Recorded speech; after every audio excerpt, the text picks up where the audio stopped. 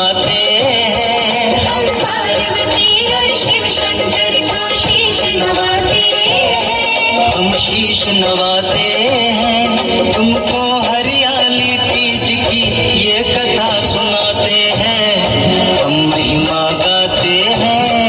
हरियाली तीज का दिन अब तो है बड़ा महान, अब तो है बड़ा महान, करता सबका कल्याण।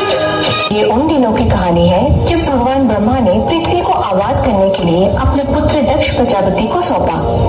तो दक्ष ने सर्वभौमिक माता आदि पराशक्ति की प्रार्थना की और उन्हें अपने संतान के रूप में जन्म लेने का अनुरोध किया। इस प्रकार माँ पराशक्ति ने दक्ष के घर में सती के रूप में अवतार लिया। दक्ष के पुत्री के रूप में उन्हें दक्षायनी के नाम से भी जाना जाता है। दक्ष के द्वारा देवी को मानव जन्म देने के लिए ब्रह्मा जी की यही योजना थी कि सती शिव को विनम्र भक्ति से प्रसन्न करे और उनसे विवाह करे। धीरे धीरे सती भगवान शिव की भक्त बन गई। भगवान शिव के हृदय को जीतने के लिए सती ने अपने पिता के महल की विलासिता को त्याग दिया और एक जंगल में तप करने गई। वहाँ उन्होंने तपस्या की और शिव की आराधना की। इतनी कठोर उनकी तपस्या थी कि उन्होंने धीरे धीरे खुद ही भोजन त्याग दिया और एक दिन एक बिल्व पत्र खाकर दिन बिताने लगे। ओम नमः शिवाय।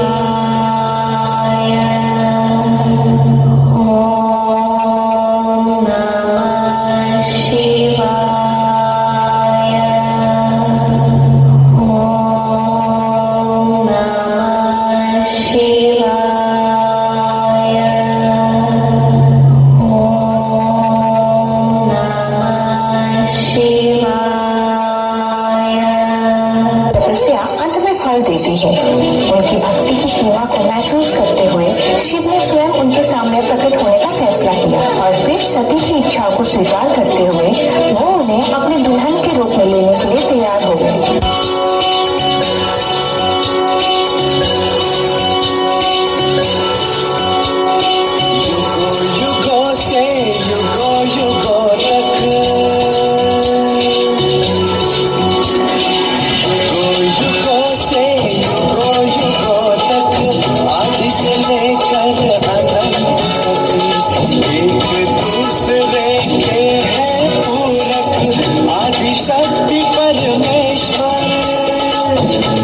शक्ति परमेश्वर महासती महादेव, महासती महादेव, महासती महादेव,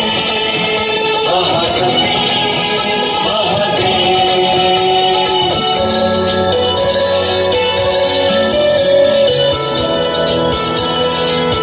सती विश्वास से परे खुश थी और फिर अपने महल लौट आई। उस दिन की प्रतीक्षा कर रही थी जब शिव आएंगे और उन्हें अपने साथ ले जाएंगे। हालांकि सती के अभिमानी पिता दक्ष इस घटना से खुश नहीं थे। वो एक कट्टर विष्णु के भक्त थे और इस बात को सहन नहीं कर सकते थे कि उनकी पसंदीदा बेटी की शादी शिव से हो रही थी। दक्ष ये सोचता था कि उसकी पुत्री के लिए शिव एक योग्य पात्र नहीं है। परंतु जो भी हो, सती शिव से विवाह करने के अपने निर्णय पे अटल थी।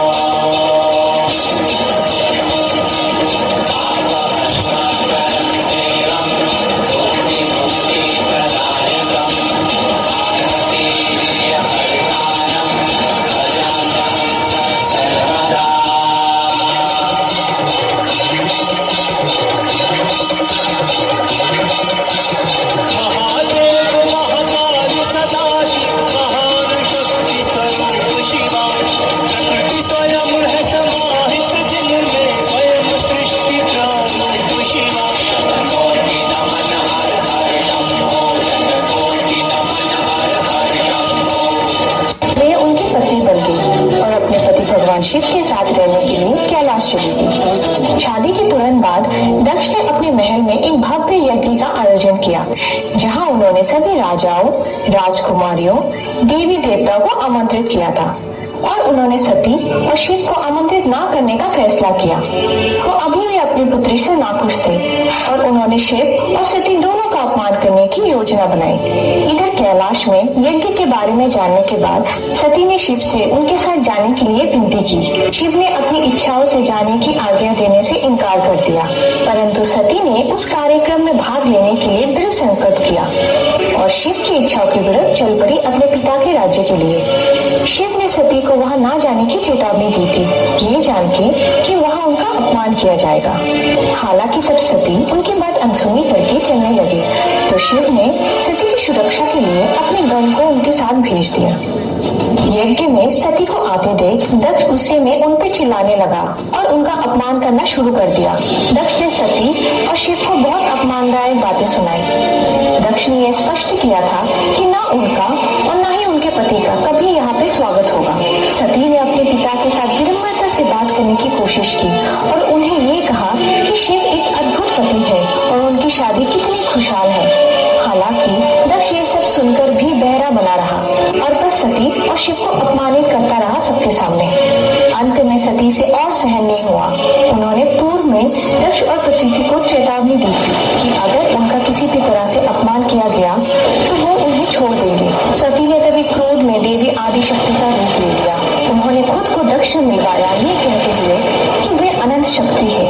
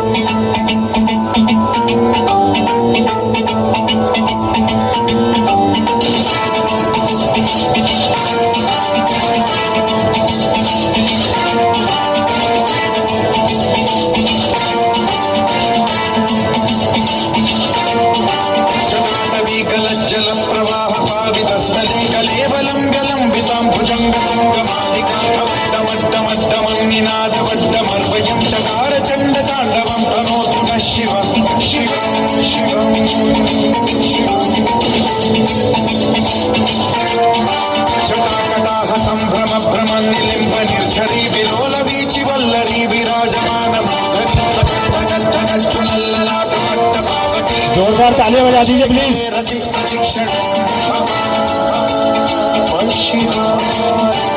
कैलाश में जब भगवान शिव को यह बात पता चला तो शिव पूरी तरह से नाराज हो गए और रुद्र के रूप में बदल गए। भयंकर तांडव नृत्य करते हुए उन्होंने अपनी जटा उखाड़ ली और उसे जमीन पे फेंक दिया। उस जटा से वीरभद्र उत्पन्न हुए जो शिव का विनाशकारी अवतार था। वीरभद्र बहुत भयानक दिखता था। उसके 8 हाथ थे और प्रत्येक हाथ में हथियार थे।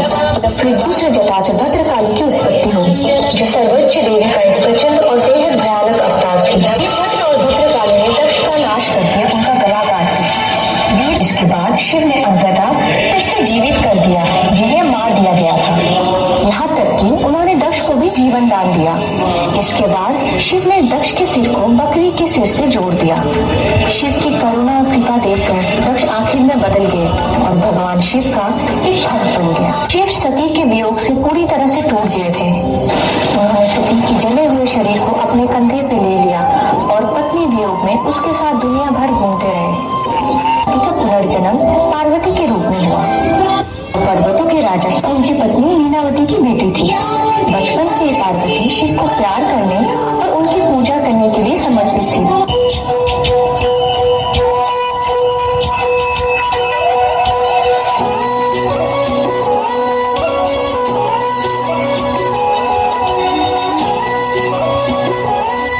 तालियों से बच्चों का मनोबल बढ़ाते रहे प्लीज। पार्वती बोली शंकर से, पार्वती बोली शंकर से, सुनिए भोलेनाथ जी, रहना है हर एक